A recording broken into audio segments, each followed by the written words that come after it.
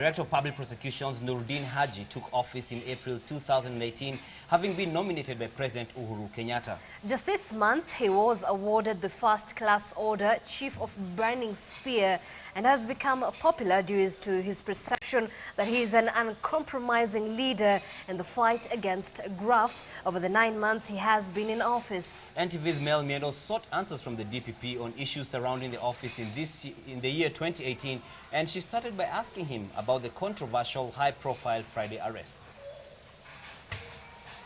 If you're arrested on Friday, then we present you on Monday. There's nothing unconstitutional about that. And if anybody feels that what we've done is unconstitutional, they are free to go to the courts and ask for an interpretation. The question is, should we be selective? Because some of these people just happen to be big fishes or medium-sized fishes, I don't know what you want to call them, then they're not subjected to that. My concern is this. You charge them, they get their bells, and they go back to office, and things are back to normal. I think for me that's a huge frustration for the work that we are doing. I want to get your comment about a statement that was made by a lot of leaders across the country that you are going for a specific tribe. Politicians should be more careful with the insinuations that they're making. If you look at the arrests, you have all the faces of Kenya. So if for example, in KPC, you cannot say because the CEO comes from your community, then we are targeting the whole community. I don't think they were doing it on behalf of the communities. They did it individually. Some of these court cases we see have a lot of magnitude in terms of the billions of shillings of public money that is being questioned.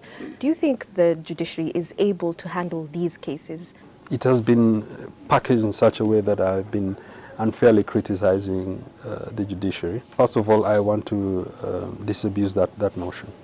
In my opinion, the judiciary is very capable.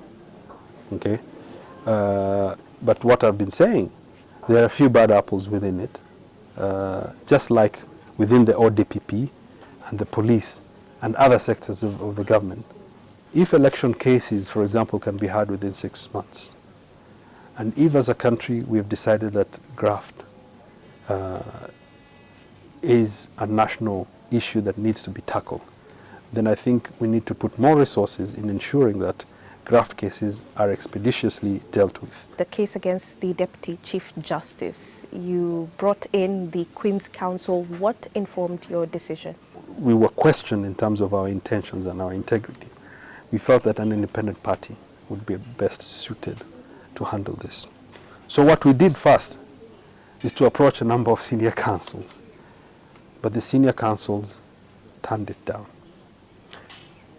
And Mel, the reason why we approach senior counsels and not any other lawyer is because we take the judiciary very seriously and the office of the DCJ extremely seriously.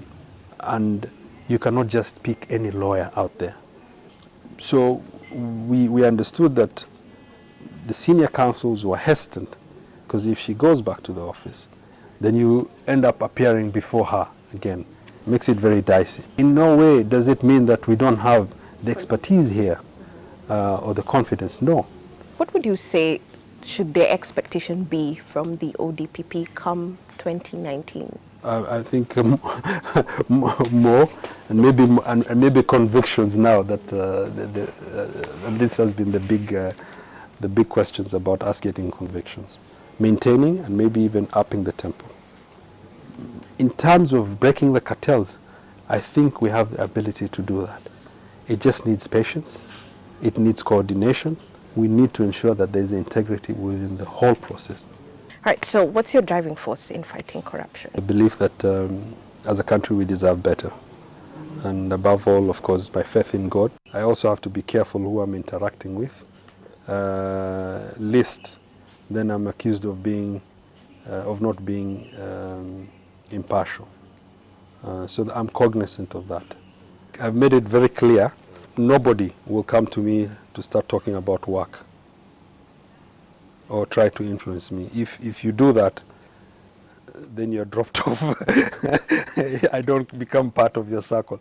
And I've made it very clear, by the way. So no room for compromise, you say? I've tried to ensure that there's no room for compromise. Even when you come to the office, to my office, there's a very rigorous process to come and see either me or my deputy. And I've tried to keep away from politicians. They're not very happy. And that's how I intend to keep it.